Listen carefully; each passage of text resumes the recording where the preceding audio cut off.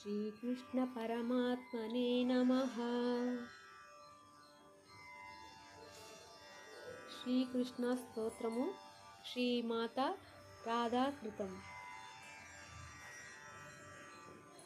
गोलोकनाथ गोपीश मदीशा प्राणवल्लभ हे दीनबन्धो दीनेश सर्वेश्वर नमोऽस्तुते।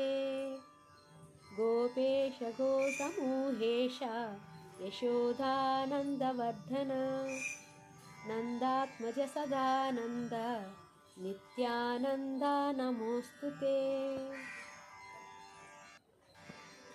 शतमन्योर्मन्युभग्न ब्रह्मदर्पविनाशक कालीयदमन प्राणनाथ कृष्णा नमोऽस्तुते।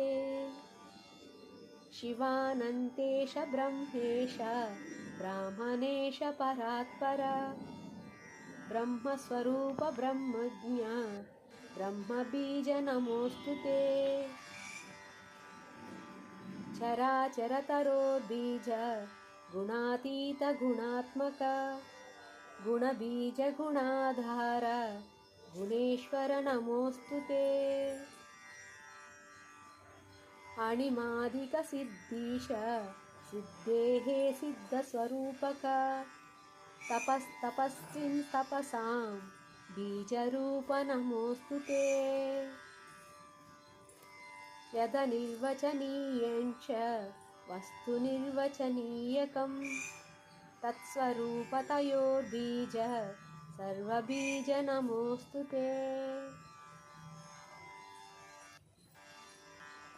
अहं सरस्वती लक्ष्मी दुर्गा गङ्गा श्रुतिप्रसूः यस्य पादार्चना नित्यं पूज्यास्तस्मै नमो नमः। स्पर्शेन यस्य भृत्यानां ध्यानेन च दिवानिशं पवित्राणि च तीर्थानि तस्मै भगवते नमः।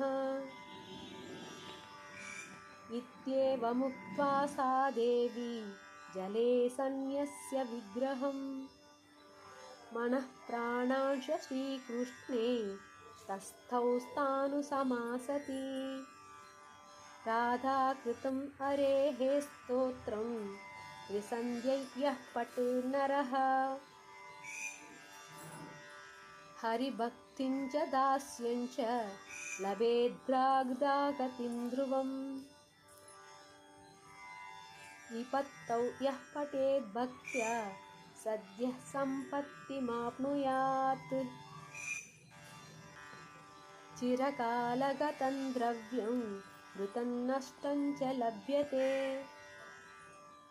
बन्धुवृद्धिर्भवेत् तस्य प्रसन्नं मानसं परम् चिन्तागतः पठेद्भक्त्या परां निर्वृत्तिमाप्नुयात्।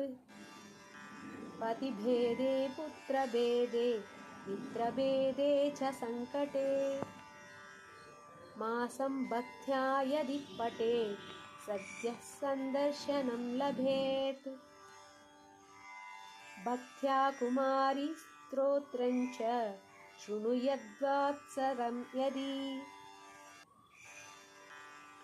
श्रीकृष्णसदृशं कान्तं गुणवन्तं लभेत् ध्रुवम्। इति श्रीब्रह्मवैवर्ते महापुराणे श्रीकृष्णजन्मखण्डे सप्तविंशोऽध्याये राधाकृतं श्रीकृष्णस्तोत्रम्। जय गोविन्द जय श्रीकृष्ण नमो नमः।